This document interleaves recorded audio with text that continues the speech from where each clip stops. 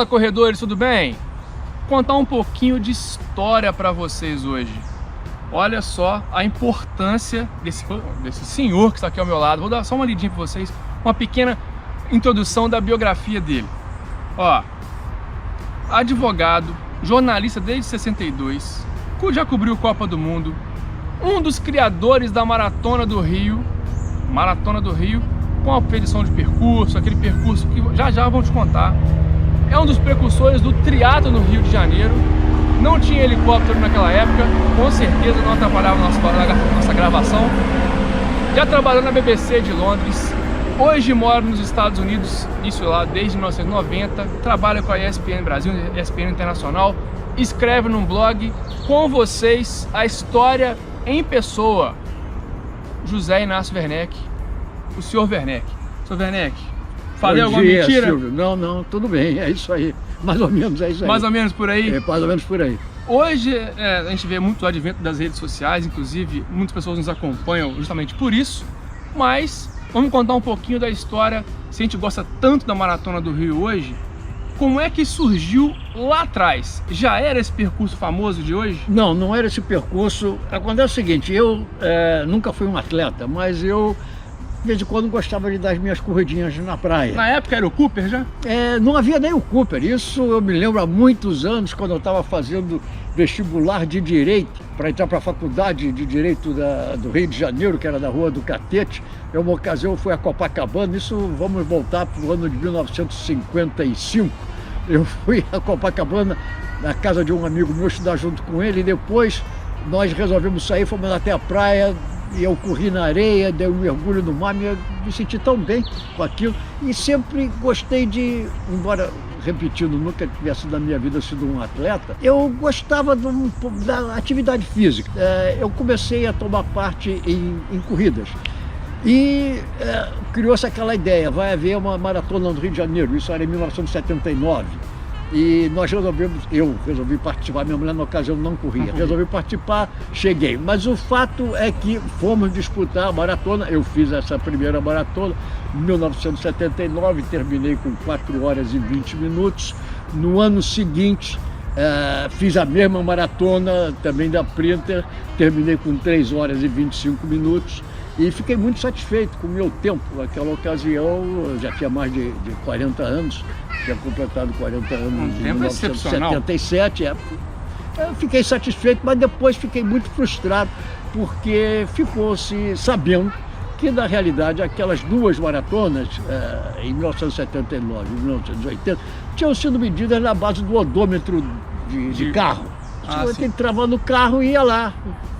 Aí que 1 quilômetro, 2 quilômetros e 40. Na realidade, não tinha 42.195 metros. Então, aí, por essa ocasião, eu tinha uma coluna no Jornal do Brasil e eu comecei a falar muito de corridas e maratonas. Recebi um convite da Panamérica para ir a Honolulu, no Havaí, assistir a maratona de Honolulu. Voltei, dei então ao Jornal do Brasil, na ocasião, a ideia de fazer uma maratona no Rio de Janeiro, na base do que eu tinha visto em Honolulu, que realmente era uma festa, era uma coisa que empolgava a cidade. Um evento, que aquelas duas maratonas que nós tínhamos disputado eram coisas muito modestas, e nós queríamos fazer uma coisa mais grandiosa.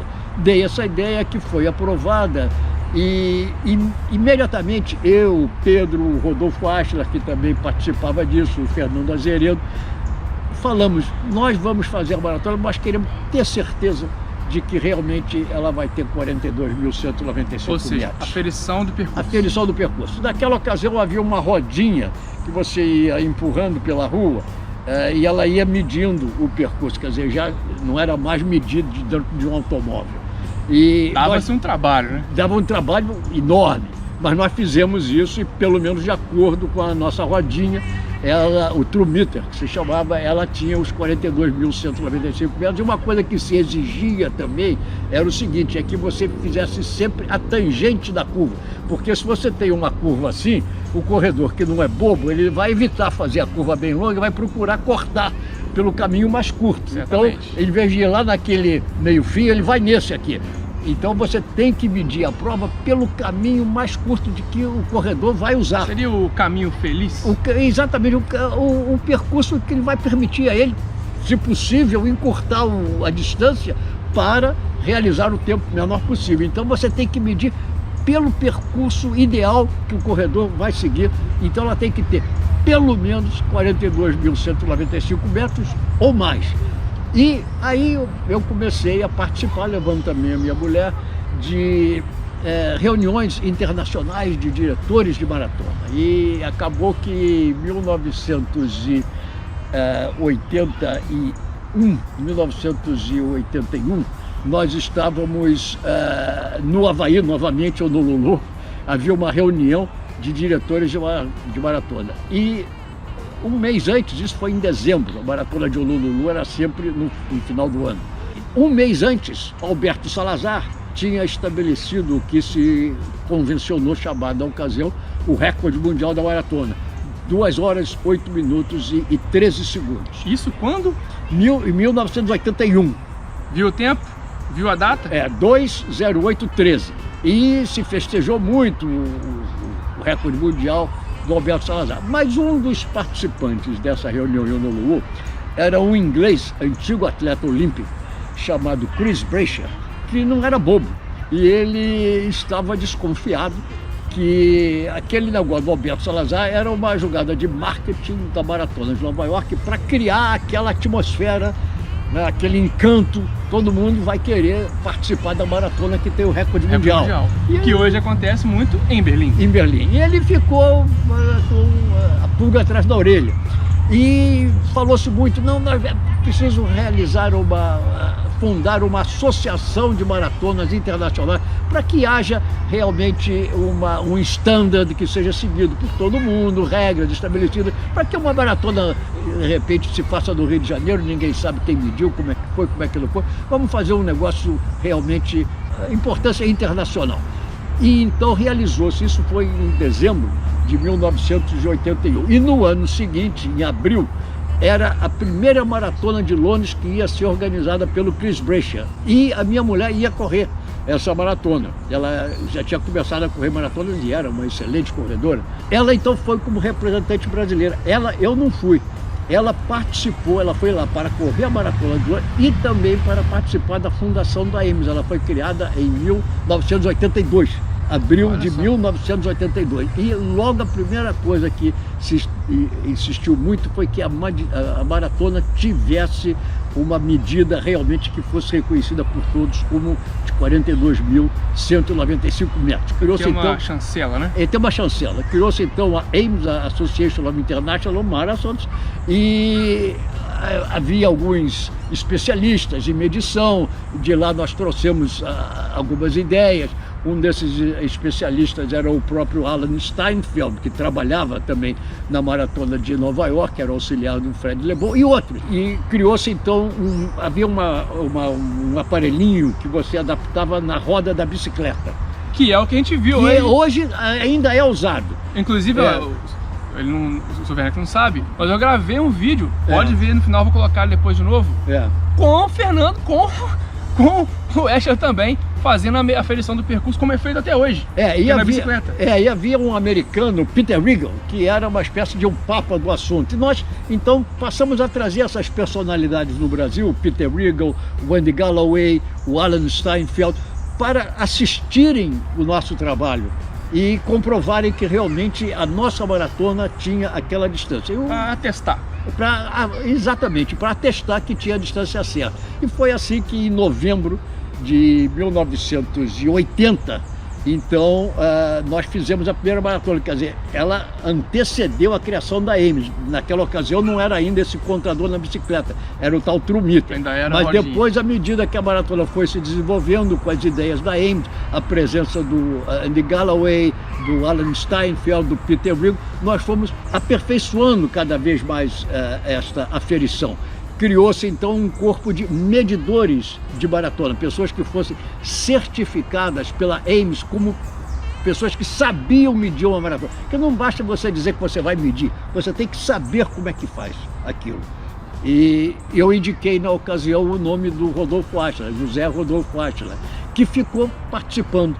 Sempre a partir daí como um dos medidores reconhecidos pela EMS, e hoje ele trabalha com a esposa dele, a Suzana Iacarini, com o Fernando Azeredo, com o Gabriel Monteiro, tudo isso gente que vem daquela época. Um abraço para todos, inclusive. Mas aí, voltando aqui, então vocês viram, né? Além de trazer a maratona para cá, o que nós já vimos aí de medição de percurso, que até hoje é feito, olha quanta história tem aqui. Como é que surgiu o percurso da maratona? Não é o percurso que nós corremos hoje, tá, gente? O percurso do Recreio ao Aterro, que é o percurso oficial da Maratona do Rio atual, ele é de 93 para cá.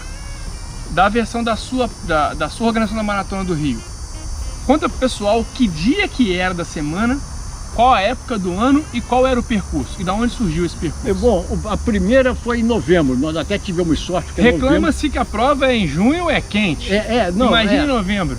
Nós tivemos sorte porque nós tínhamos que escolher uma data, o tempo estava passando, tínhamos que nos fixar uma data, nos fixamos no mês de novembro com a seguinte argumentação: vamos fazer a maratona de tarde, isso é, a temperatura vai cair em vez de subir. A maratona começava às 5 horas da tarde. De um sábado. De um sábado. E nós pensamos muito, onde é que vai começar, onde é que vai acabar, andamos pelo Rio de Janeiro todo, o resultado, ela começava e acabava no Leme. E foi assim que em novembro de 1980 fizemos essa primeira maratona, que foi um sucesso maior do que se esperava. Do ponto de vista esportivo, ver que tenha criado um gigantesco congestionamento de trânsito.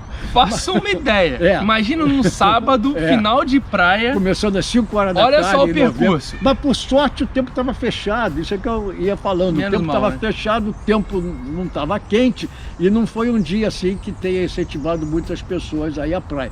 Mas continuamos com aquele percurso durante mais algum tempo. Conta pessoal qual que era o percurso. Bom, olha, o percurso saía do Leme, ia até, passava pelo aterro, ia na Urca, saía da Urca, passava pelo aterro do Flamengo, passava pelo Museu de Arte Moderna, ia no centro da cidade, voltava novamente, pegava outra vez a Nossa Senhora de Copacabana, ia até o posto de 6, ia até o final do Leme, no final do Leblon, na Delfim Moreira, fazia a curva lá no fim da Delfim Moreira, voltava até chegar ao Leme. E esse percurso, com pequenas variações, teve um ano que nós fizemos a volta da Lagoa Rodrigo de Freitas. Vocês têm noção que esse homem parou a Zona Sul, o centro e a Lagoa? Só isso? Exatamente. Só isso, num sábado, 5 da tarde. E ela continuou assim durante algum tempo, e depois houve uma crise com o Jornal do Brasil, e nós saímos do Jornal do Brasil, essa mesma equipe, nós passamos a fazer com o jornal O Dia. E aí havia duas maratonas. Havia a maratona do Jornal do Brasil e a maratona do Dia, organizada por nós. E por coincidência, nessa época, havia uma certa guerra, mas, modéstia à parte, a nossa maratona estava crescendo mais e a maratona do Jornal do Brasil estava dando um pouco para trás. O fato é que eu, a partir desse tempo, já estava pensando em ir ou para a Inglaterra ou para os Estados Unidos, por causa da educação de nossas filhas. Iriam estudar numa faculdade ou inglesa ou americana, acabamos que quando indo para os Estados Unidos, isso foi em 1990, eu me lembro bem que eu fui cobrir a Copa, você falou em Copas do Mundo. Várias Copas, né? Eu fui cobrir a Copa do Mundo na Itália em 1990, voltei para o Brasil, nem fiquei para o final da Copa, porque o Brasil foi eliminado pela Argentina.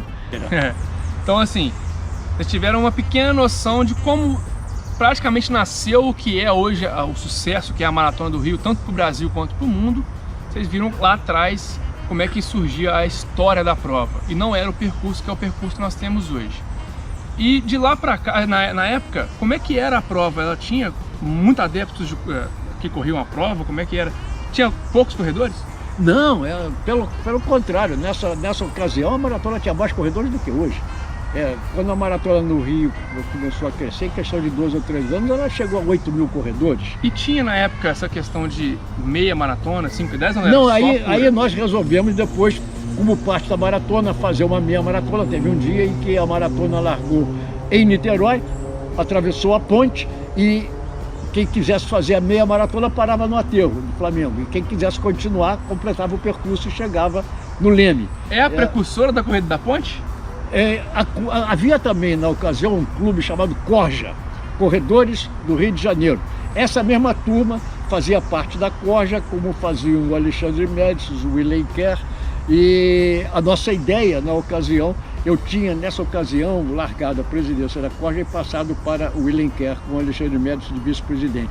Mas a ideia já estava lá de fazer a Corrida da Ponte. Foi assim que a Corja fez a Corrida da Ponte, a primeira, e hoje ela não se realiza mais. Por favor, volta a ter a Corrida da Ponte, gente. Queria muito. O fato é que cria alguns problemas de trânsito. Sr. Werneck, passa pro pessoal o blog do senhor para poder acompanhar o trabalho do senhor. Olha, eu não, inclusive não sei. O blog chama-se Blog Campo Neutro. Eu tinha um blog durante 20 anos na Gazeta Esportiva, mas agora eu tenho esse blog meu, que é um blog em que eu falo não apenas de esporte, mas eu falo de cultura e falo também de política. É isso aí. Sr. Werneck, muito obrigado por ter passado para as pessoas que não conhecem. A gente corre, só quer saber de correr, quer tirar foto, mas não sabe como é que veio a história da prova. Então tá aí, contando um pouquinho da história da Maratona do Rio, para vocês que não sabem. Gostou do vídeo? Deixe seu like, compartilha com os amigos que querem conhecer a história da prova, querem correr a Maratona do Rio, que tem inscrição aberta. Dá aquela moral pra gente, se inscreve no nosso canal, para que a gente possa continuar fazendo vídeos, contar histórias. Acompanhe também o blog do Sr. Werneck. Ao se inscrever no nosso canal, marca o sininho de notificação, que assim que os vídeos saírem, você notificado, assiste sempre em primeira mão e não perde conteúdo, certo? Até o próximo vídeo, Sr. Werneck, muito obrigado mais uma vez. Obrigado a você, Silvio. É uma oportunidade de ouro como essa. Valeu!